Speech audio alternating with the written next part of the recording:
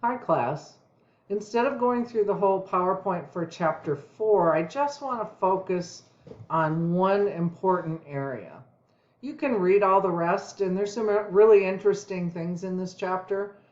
It's all about cash, and cash control. So be sure to look at the PowerPoint posted in the website or read the book or both. And then watch this video for a walkthrough of a bank reconciliation, because that's the thing you need to know the most about for this chapter. Bank reconciliations are an extremely important cash control. This is one of the most common things that companies do. So I want to take the time to make sure you can do a bank reconciliation. So what we mean by a bank reconciliation is taking the balance of cash in the company's records. In other words, the cash account, the T account. What does our balance say as a company? And then comparing it to the bank's records on a bank statement. And there are almost always differences. Those differences are always timing. Well, not always timing. They're either timing or errors. Mostly timing issues. So a bank reconciliation matches the balance of the cash in the bank with the balance of the cash in the company's records. So that's what we'll be covering today. But first, I want to go through where things are in the T accounts, what they mean, and what the bank statement looks like. So this is a company, Starlight Drive-In. This is their cash T account. See the red line here? That's the T account. This is all the cash that came in. This is all the cash that went out. They started the period with $3,800 in cash. They brought in $77,800. They paid out $8,700. And the cash balance in our records say that we have $2,880. We need to verify. So we're using this as a verification that our numbers are correct. And this is important because it's an external verification. So we want to verify that this $2,880 is correct. So the bank statement comes in, and let's go over the pieces to the bank statement. It's got the company name, the account number, the statement date is important. And then it says what our beginning balance is on the bank statement, how many deposits or credits were put on the account, and these are not credits as in debit and credit in bank or in accounting, but banking, which are the opposite. So really they're not related, so don't think about it that way. So this is the total of the withdrawal. So the bank says you started the period with $3,800. You added $8,600, you paid out $8,300, and your ending balance is $4,100. That's somewhat different than the one that we have on our records. So we need to figure out what the difference is. Are there errors? Is there timing? Are there things we have not recorded? That's the purpose of a bank reconciliation. The bank statement lists all the deposits and the date on those deposits. It lists all the withdrawals and the date on those and debits out of your account. And then there's this column over here called a daily balance. Don't get that mixed up with anything. You won't be using it for anything, but banks typically give you that. And then for each item, there's a description, and then there's a key at the bottom that tells you what that means. DEP means deposit, customer deposit. Note collected, EFT, electronic funds transfer, and so on and so forth. So we have what the bank says, and we have our record, which was, if you remember right, this thing. It says this is what we deposited, this is what we paid out, and this is our ending balance. And the bank says, no, your ending balance is $4,100. So how do we reconcile that? Well, the first step is to reconcile the bank's cash balance. So these are cash transactions that are recorded by the company, but not yet recorded by the bank. Those could be deposits outstanding. if I'm a company and I go to the bank and I make a deposit, it may not post to my account the same day. It may post a day later. It may post, if I do it late on Friday, it may not post till Monday or Tuesday. Those are called deposits outstanding. Checks outstanding are the same sort of thing. When the company writes a check and gives it to someone, that person may not take it to the bank right away. And even if they take it to the bank right away, it may not clear the account right away. So there's things that the company has paid people that have not been submitted to the bank for payment. They're not on the record. These are typically, both of these types of things are at the end of the month. And it usually has something to do with the banking days. So we're looking at cash transactions recorded by the company that have not been recorded by the bank yet. Deposits outstanding and checks outstanding. And then we're always looking for bank errors because banks do make errors. If you've worked with them long enough, you understand that it does happen. Step 2 is to reconcile the company's cash balance. So we're looking at cash transactions that are recorded by the bank, but not our company. For instance, the bank may collect notes on the company's behalf. You may earn interest on the bank statement, on the bank balance. Very uncommon these days, and it's very small. Other things that may decrease our balance is an EFT, electronic funds transfer, that we didn't write in our books. NSF checks. These are checks that customers wrote to us that we deposited in the bank, and there wasn't enough money to cover the check.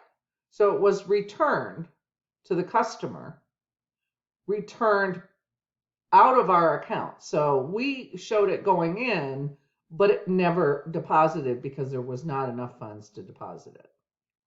And then there's debit card purchases. Companies may purchase things with debit cards that did not get posted to the cash account.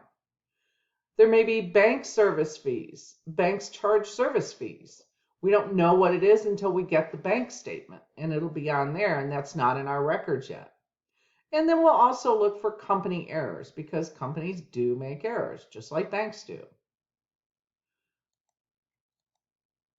What that looks like is this. So you have two sides. The left side would be the bank's reconciliation, and the right side is the company reconciliation. The goal is to have the same total on the bank side and the same total on the company side. Let me just say this, and this will keep you from a lot of headache.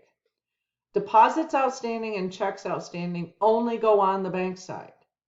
We already have those in our books.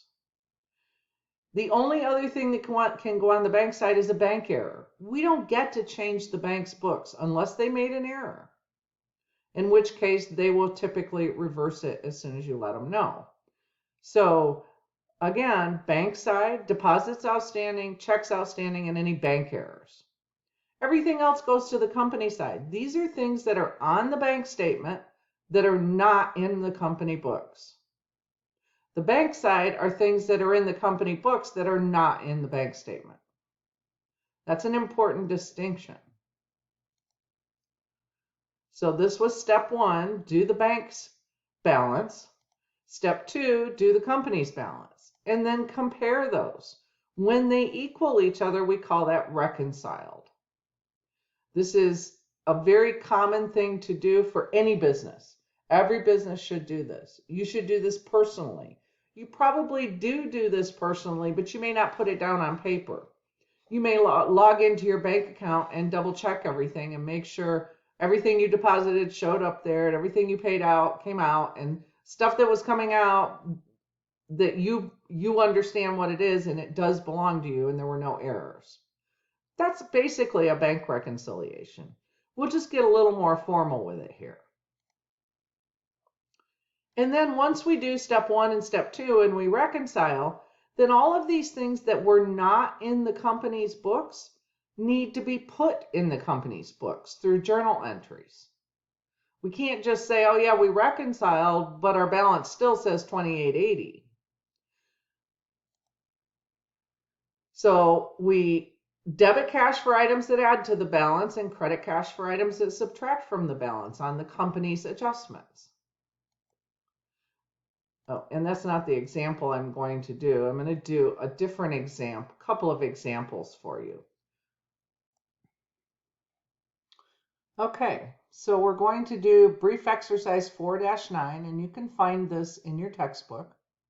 We're given some information about Damon Company, and we're asked to reconcile the bank balance. So we're doing the bank side. We will do, oops, let me just,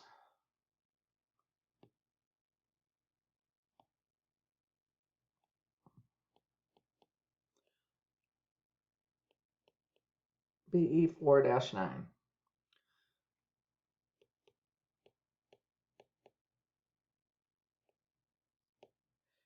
We're going to do the bank reconciliation, and we will do the bank side.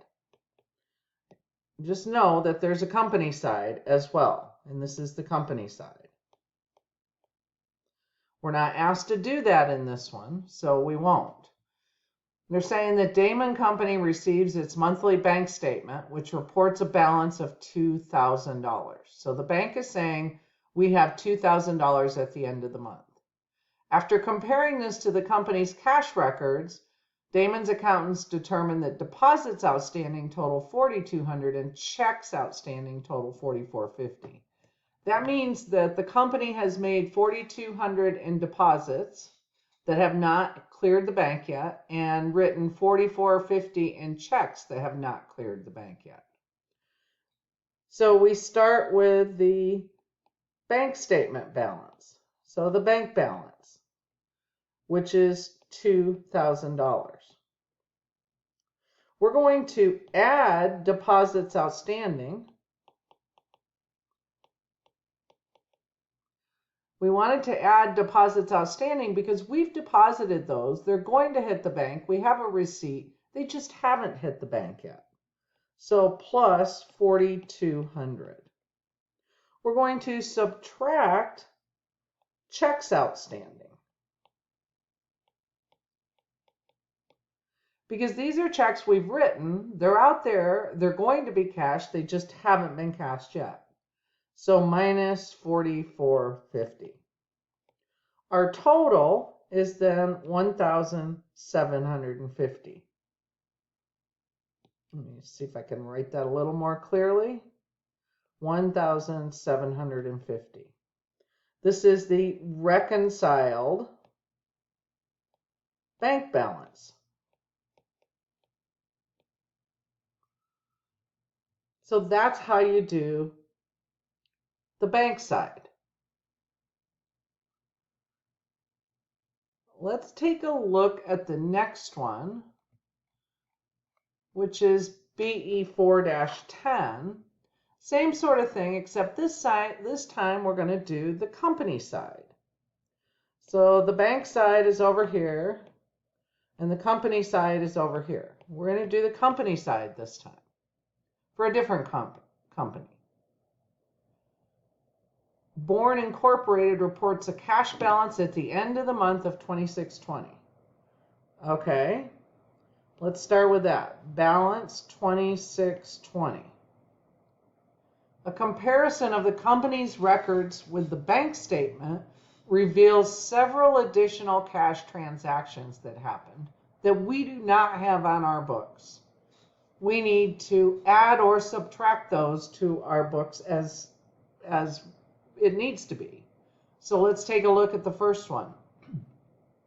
Bank service fees, $8,500. Or $85, sorry, $8,500, that'd be awful. So we're going to just say service fee, and it's going to be a minus 85. And note that these are in parentheses, but that doesn't mean they're negative. These are just numbers. You need to know what you do with that.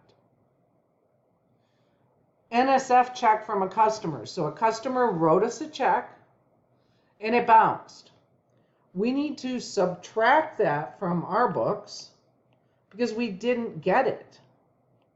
So minus $350. A customer's note receivable was collected by the bank for $1,000.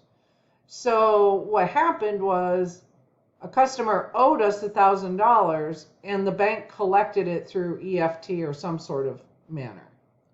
So we will call this notes received. And we're going to add that because it's cash that came in. We also earned interest on our checking account of $35. So interest earned $35 plus. The company's reconciled balance is $3,220, if I did my math right. So we reconciled the company side. Now,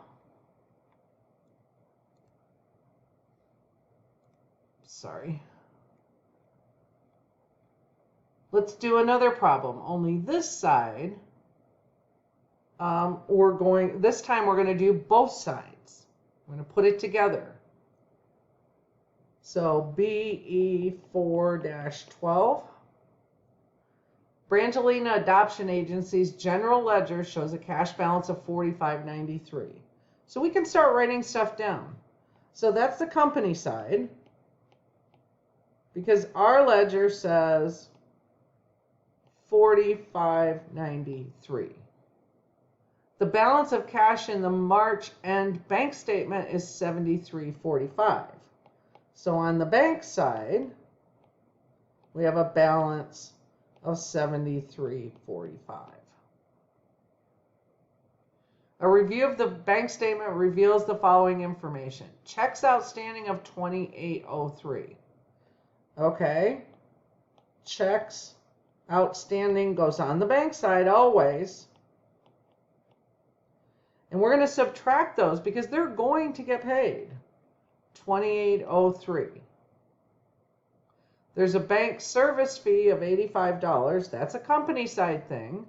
The bank already knows about it. Service fee minus $85. And there's some interest earned of $34. Again, that goes on the company side. The bank already knows. Interest earned plus $34. So now $73.45 minus $28.03 is $45.42. That's the reconciled balance for the bank. And on this side, $45.93 minus $85 plus $34 is $45.42. And that's the reconciled balance for the company. They equal. So we've reconciled. Now, if we were carrying this a bit further, we would have to do these journal entries here for the company. Okay? Let's do one that's a bit more complex. And I'm not going to keep this on the screen because it's rather large. So we'll just look at it and then we'll go back and do the journal entries, or we'll do the bank reconciliation. So here's the cash record and bank statement for the month of July for Glover Incorporated. July 1st to July 31st. This is us. We're the company. We started with $75.10. We brought in cash receipts of $87.20. We paid out cash disbursements of $10,560, and we ended with $5,670. Here's the detail on the cash receipts of $87.20. Here's the detail on the cash disbursements, the $10,560. So we say our balance is $56.70. And we can actually just start this reconciliation. So we'll put P4-3B here, and we'll write company over here, and we'll start with the ending balance for the month, which is $56.70. Let me fix that 5 because it looks sort of like a 6. $56.70. Okay? And then the bank sends us the statement for the month of July. It says we started the month with $8,200. We deposited $59.60 and we had $10,410 in withdrawals, and our ending balance was $37.50. These deposits, here's the detail on the $59.60, here's the detail on the withdrawals of $10,410. We can ignore this last section. So let's go ahead and put in the ending balance on the bank statement, $37.50. So here's the bank side.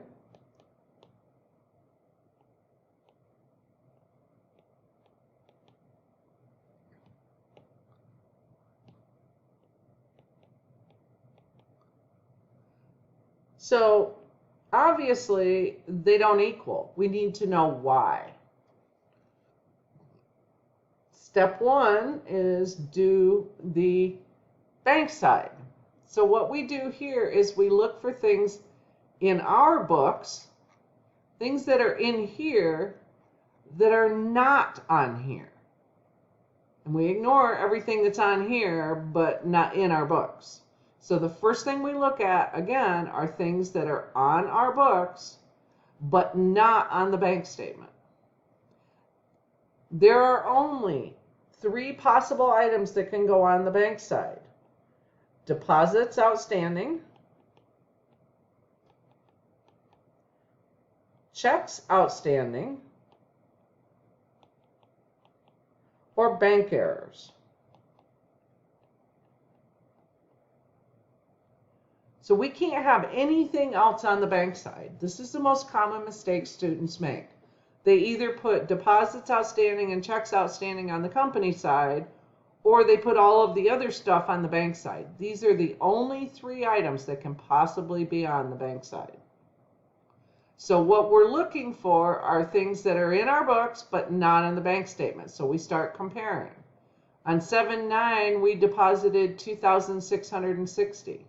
We look down here, and sure enough, the next day it showed up 7/10, $2,660. 7/21, $3,240. 7/21, $3,204, or 7/22, excuse me, a day later, $3,240. 2,820 on 7/31. That was the last day of the month, and it didn't get posted probably until 8/1, so it's not on this bank statement. It's a deposit outstanding in the amount of $2,820. So let's go over here and put our deposits outstanding in. We're going to add that $2,820. Checks outstanding is next. And you'll notice there was another deposit, but it's not in our book, so we're not interested in it yet. We're only looking at the things that are in our books that are not on the bank statement.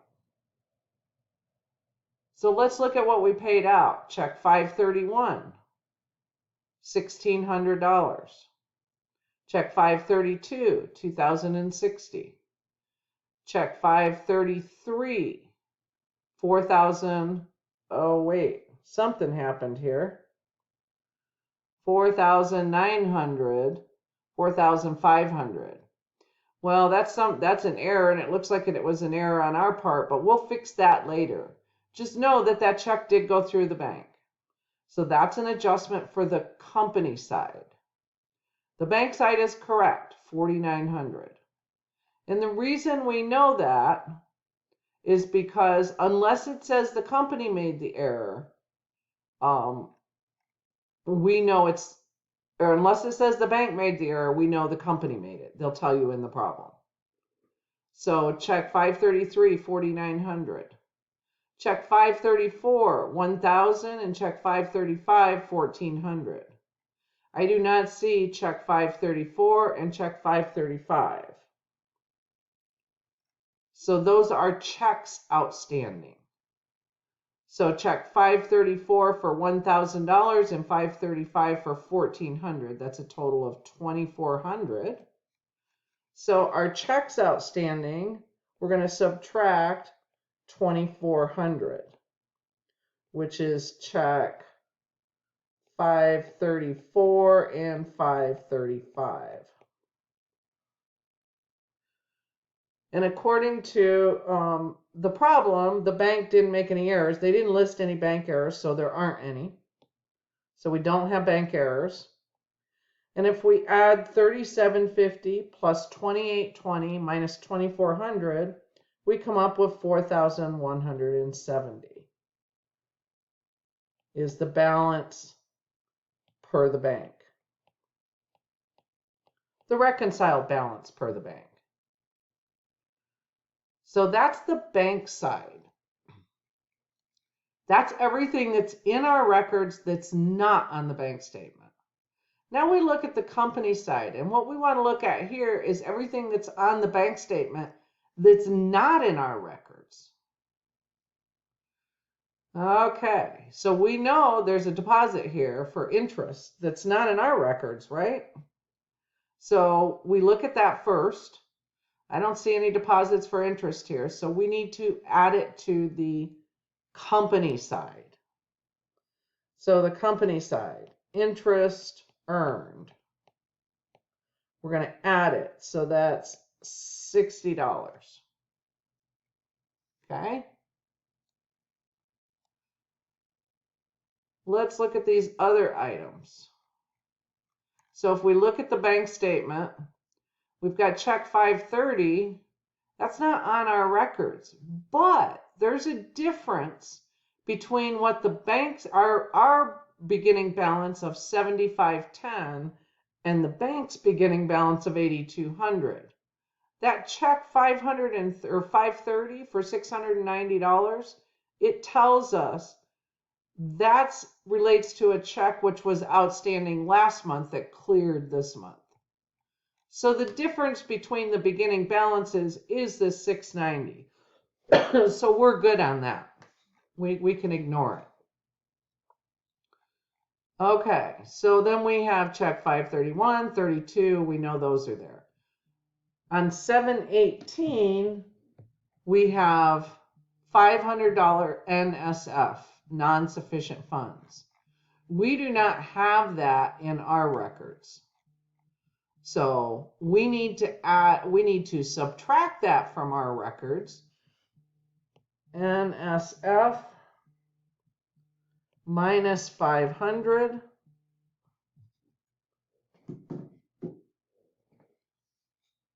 And we'll take that out of our side because it's on the bank statement, but it's not on our records. Check 4900 is on the, or excuse me, check 533 for 4900. 533, 4500. We only recorded it for 4500. It should have been recorded for 4900. So we're going to put error over here, and we're going to need to subtract $400. An additional 400 because it should have been 4900 and we only entered 4500. Okay. What else is on here? There's an EFT for 600. Does it say anything about the EFT? Yes, it does. Oh, and it told us that check 533 was correctly processed by the bank. That means the bank was correct and the company was incorrect. The EFT on July 26th, that's the $600, relates to the purchase of office supplies. So someone used their debit card or an EFT process to pay for office supplies. And we did not put it in our records yet. Office supplies minus 600. Okay.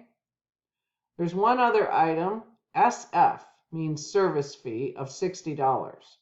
That's not in our records either. So we need to subtract it from the company side. So service fee minus $60. Okay. Balance per books. So we've got the bank balance of $41.70, and if we take $56.70 plus 60 minus 500 minus 400 minus 600 minus 60 gives us $4,170. And we were able to reconcile. Now our balances agree, and we can be fairly confident that our numbers are correct. One last piece. So step one was doing the bank side. This was step one. Step two is doing the company side. And now step three, I'm not going to be able to leave that down far enough. So 3 is doing the journal entries that we need to make. So first,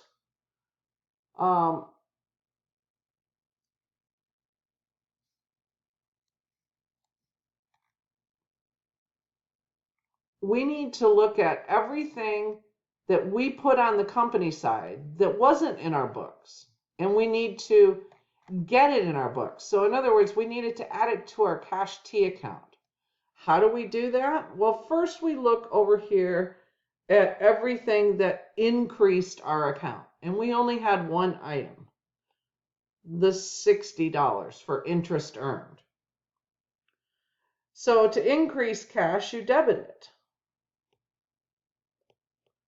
for $60. And since it was interest earned, it's interest revenue for $60. Now there are 4 items that decrease cash. 600 plus 400 is 1,000, plus 500 is 1,500, 1,560. So 1,560 reduces cash. So we want to credit cash for 1,560. What do we debit? Well, let's take a look.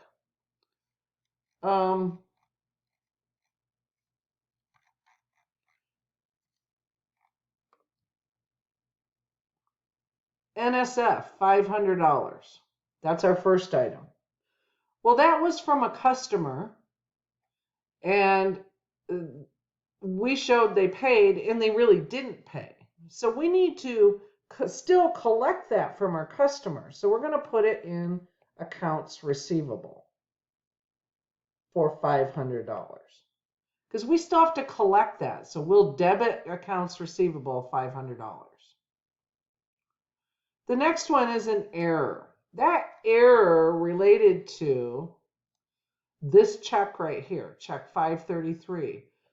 We only put $4,500 in the account, equipment, and we should have put $4,900. So we need to add an additional amount of $400 to the equipment account. Okay? Office supplies, $600. So office, well, probably not office. We don't want to write office because we're not used to doing that. Even though in real life we typically use that terminology, office supplies. We'll just call it supplies, and we'll debit that $600. Service fee, $60. So service fee expense, $60. 500 plus 400 plus 600 plus 60 is a total of 1,560. So we reduced cash by 1,560, and we increased cash by 60. So our T account, our cash T account, looked like this when we started. We started with $56.70 on the debit side. We're going to add $60, and we're going to subtract 1,560, and our balance is now going to be $41.70. So we're making the journal entries to make sure that our cash T account is correct. That's a bank reconciliation. And that was a big one. It was a problem, but this gives you an overview of the entire process. I hope that helps with the bank reconciliations. If you have any questions, be sure to post them in the discussion, and I'd be happy to help you. And don't wait till the last minute to post in the discussion because I can't help you then. Thanks again. Have a good week.